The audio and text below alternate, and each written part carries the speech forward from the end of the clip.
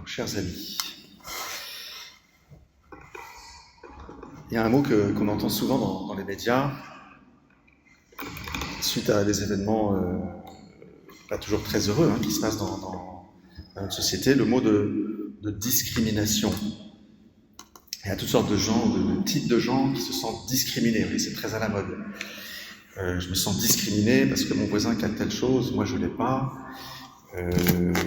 J'appartiens à telle catégorie de personnes qui n'ont pas ceci, donc moi je le veux aussi, c'est pas juste, eux ils l'ont, moi pas, etc. Alors des fois c'est légitime, des fois c'est pas du tout légitime.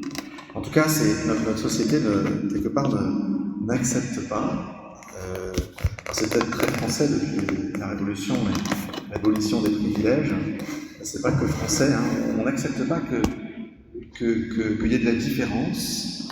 Et on accepte de moins en moins la différence, jusqu'à même nier la différence sexuelle. C'est un grand débat, mais la différence sexuelle, elle est voulue par le Créateur. Elle est bonne, et la différence est bonne de manière générale. Et Dieu aime la différence, et que ça nous plaise ou non, Dieu fait des différences parmi nous. C'est vrai, et on le voit dans la Bible, c'est partout dans la Bible. Dieu choisit. Vous avez un groupe de personnes, certains sont choisis, d'autres non. On va voir pourquoi. Choisis pourquoi. En tout cas, le peuple d'Israël, on l'appelle comment ? Le peuple élu. C'est-à-dire que parmi tous les peuples qui sont sur la terre, Dieu a choisi un peuple. Et Israël, de manière très fière, se dit être le peuple élu. Et ils sont de fait le peuple élu. Et ils demeurent le peuple élu. C'est ce qu'évoquait saint Paul dans la deuxième lecture. Et il y a quelque chose en nous qui dit non, c'est pas juste, et moi je n'ai pas été élu, etc. Ben, nous ne sommes pas. À l'époque, on aurait pu être jaloux du peuple d'Israël, qui a été choisi par Dieu. Sauf que ce peuple choisi par Dieu, il est choisi pour quelque chose. Il n'est pas choisi pour lui-même. Et écoutons bien ce que disait le prophète Ézéchiel dans la première lecture. Ézéchiel, on ne peut pas pardon, c'est Isaïe, pardon. C'est Isaïe au chapitre 56, je vais vous citer tout à l'heure Isaïe au chapitre 2. Qu'est-ce que nous dit Isaïe ? Isaïe, on ne peut pas l'accuser d'être un mauvais juif, c'est un juif 100% juif, d'accord, un prophète, grand prophète du judaïsme. Et qu'est-ce qu'il dit ? Quelque chose de révolutionnaire, pour le coup. Les étrangers qui se sont attachés au Seigneur, pour l'honorer, pour aimer son nom, pour devenir des serviteurs, tous ceux qui observent le sabbat sans le profaner et tiennent ferme à mon alliance, je les conduirai à ma montagne sainte, je les comblerai de joie dans ma maison de prière. Isaïe, qui est juif, est en train de dire « Je suis juif, mais tous les étrangers, tous ceux qui sont non-juifs, s'ils s'attachent au Seigneur, s'ils suivent ses commandements, ses lois, eh bien je les conduirai, dit le Seigneur, à ma montagne sainte. » Cette montagne sainte, c'est cette montagne de Sion, la colline sur laquelle Jérusalem a été bâtie, le pôle du monde, comme dit la Bible. Vous voyez, cette prétention d'Israël. Jérusalem, le pôle du monde. Parce qu'à Jérusalem, il y a le temple, et dans le temple, et seulement dans le temple, pas dans d'autres maisons d'Israël, il y a la présence même de Dieu. Voilà, mais ceux qui observent mes commandements, mes lois, même s'ils sont étrangers au peuple juif, eh bien, je les comblerai de joie dans ma maison de prière. Et on retrouve la même idée au début du livre d'Isaïe, que je vais vous citer, c'est au chapitre 2, écoutez bien. « Vision d'Isaïe, fils d'Amos, au sujet de Juda et de Jérusalem. Il arrivera dans la suite des temps que la montagne de la maison du Seigneur sera établie en tête des montagnes et s'élèvera au-dessus des collines. » Voilà, ça c'est la prétention du peuple juif à être élu, choisi. Mais pourquoi ? « Alors toutes les nations afflueront vers elle. Alors viendront des peuples nombreux qui diront « Venez, montons à la montagne du Seigneur, à la maison du Dieu de Jacob, qui nous enseigne ses voies et que nous suivions ses sentiers. » Voilà, le peuple juif est élu, il est choisi, mais il est choisi avec une vocation qui est une vocation universelle. Israël a été élu pour le bien de tous les peuples. Pour le bien de tous les peuples. Et à chaque fois que dans son histoire, Israël se ratatine sur lui-même, et ça se passe mal. Alors, quel rapport avec vous? Passons un petit peu d'abord par Jésus. Jésus, c'est un peu ça qui se passe. Il nous dit quelque chose d'étonnant. Il y a cette femme, donc il est au nord-ouest de son pays, à la limite, vraiment, il est en territoire étranger, on peut dire. Alors, à Tyr et Sidon, et on est à l'extrême nord-ouest d'Israël, même en dehors du territoire d'Israël. Et cette Cananéenne, qui est donc étrangère, elle aussi, au peuple juif, elle crie vers le Seigneur, en demandant que sa fille soit délivrée d'un démon. Et Jésus a une réponse, on pourrait dire, totalement discriminatoire. C'est méchant, presque, on aurait envie de dire. Jésus est injuste. Qu'est-ce qu'il dit?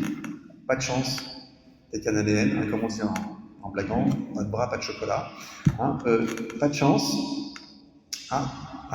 Cananéenne. Désolé, cananéenne. Je peux rien faire pour ta fille. J'ai été envoyé aux brebis perdues d'Israël, le peuple élu. Je suis juif, j'ai été envoyé par mon père pour les brebis perdues d'Israël. Pas de chance. Donc, qu'est-ce que fait Jésus ici, en fait? Il met à l'épreuve la foi de cette femme. Et il va commencer ici à révéler que, bien sûr, lui, dans sa vie historique, dans sa vie terrestre, dans sa vie d'il y a 2000 ans, sa vie avant sa mort et sa résurrection, il a été effectivement envoyé aux brebis d'Israël. Jésus n'a pas sillonné le monde entier. Il n'est pas allé au Tibet, comme pensent certains originaux. D'accord? Il s'est limité à Israël, effectivement. Et il va guérir cette femme en stimulant sa foi, dans ce dialogue. Les petits chiens, autrement dit ceux qui sont à l'extérieur du peuple juif, ils n'ont pas les promesses du peuple juif. Et cette femme insiste, oui, mais ce que le peuple juif a, c'est pour qu'il y ait des miettes pour les autres. Moi, je suis quelqu'un d'autre, donc arrête de me discriminer, Seigneur.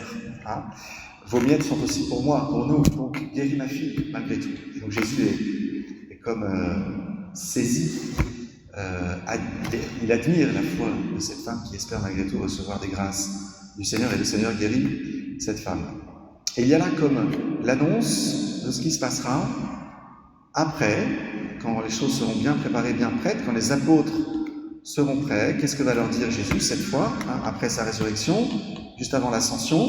Il va leur dire: tout pouvoir a été donné au ciel et sur la terre, allez dans le monde entier. Pas moi, vous, allez dans le monde entier, faites des disciples, les baptisant au nom du Père et du Fils et du Saint-Esprit, et leur apprenant à observer tout ce que je vous ai prescrit.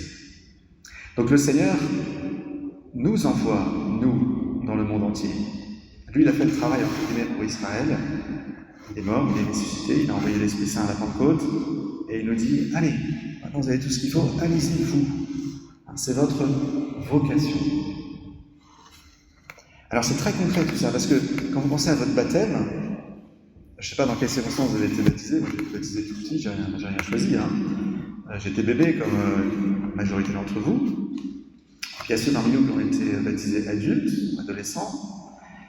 En tout cas, quel que soit le chemin qu'a pris notre baptême, nous sommes baptisés, nous avons été élus par Dieu, nous avons été choisis. Et c'est sérieux, c'est vraiment vrai. Nous avons été choisis. Est-ce que vous êtes meilleur, vous, parce que vous êtes baptisés, là? Est-ce que vous êtes pratiquant, en plus, sincèrement? Est-ce que vous pensez que vous êtes meilleur, aux yeux de Dieu, que les 90%, 95%, 97% d'autres Marseillais qui ne sont pas à la messe ce dimanche? Vous croyez que vous êtes meilleur qu'eux? Sans blaguer, franchement. Vous croyez que vous êtes meilleur, humainement, moralement, spirituellement peut-être aussi? Vous croyez que vous êtes meilleur? Je ne sais pas, franchement je ne sais pas. Moi je vous accuse de rien, mais rien ne dit que vous êtes meilleur. Le Seigneur vous a choisi pour quelque chose de meilleur. C'est lui le meilleur, et il se donne à vous. Donc il y a des chances quand même que vous ayez été rendu meilleur au fil des années, en vous laissant imprégner par la charité du Christ. Donc oui, je pense que le Seigneur a fait des choses en vous, par la grâce du baptême, par le fait que vous pratiquez votre foi, que vous priez. Je pense qu'il vous a rendu meilleur petit à petit. Mais vous n'avez pas été choisi pour recevoir le baptême parce que vous étiez meilleur. C'est surtout ça là-dessus que je vais insister. D'accord? Et donc vous avez été élus, vous aussi. Vous avez été choisis par pure miséricorde. Et à vous aussi, le Seigneur dit, mais je t'ai choisi, c'est pas pour toi, c'est pas pour toi-même.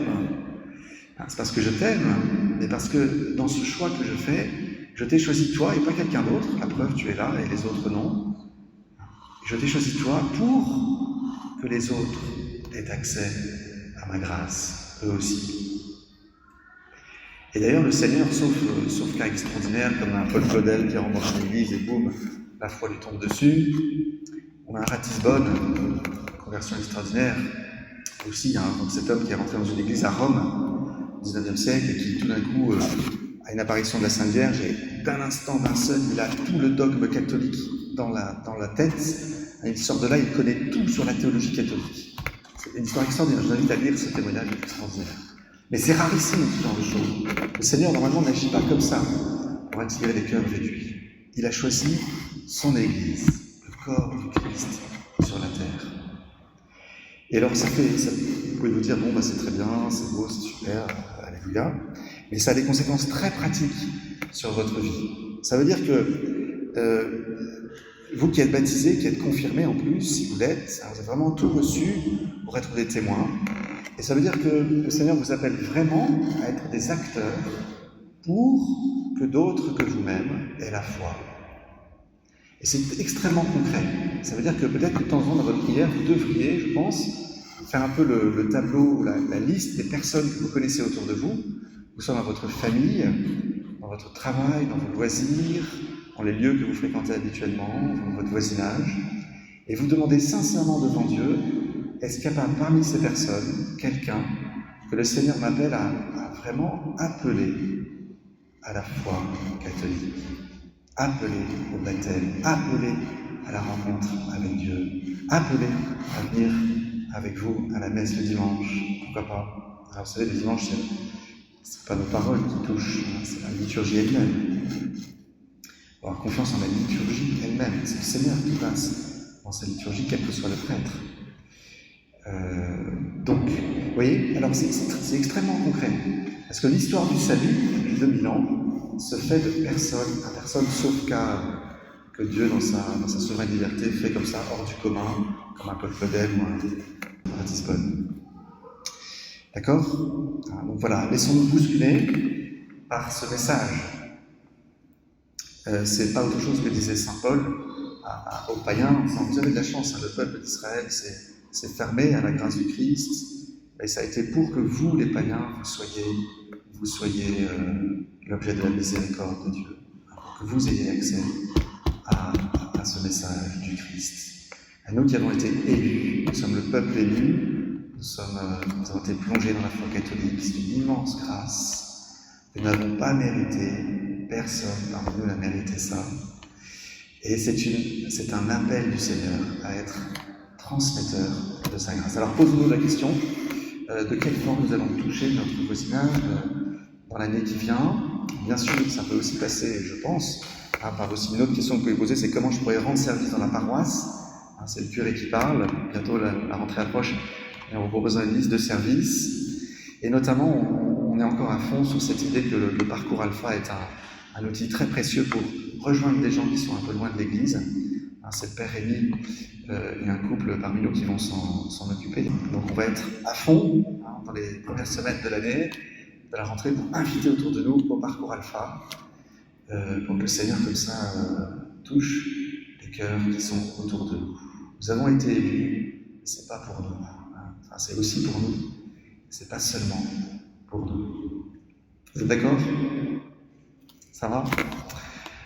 Bon, ben voilà, moi aussi je me fais bousculer. Alors je termine par une petite histoire. Vous avez des petites histoires ? Pardon, je suis encore trop long, c'est une catastrophe. Ça fait combien de temps que je parle ? Ah oui, non, c'est trop long. Bon, alors la prochaine fois, il y a une histoire. Amen.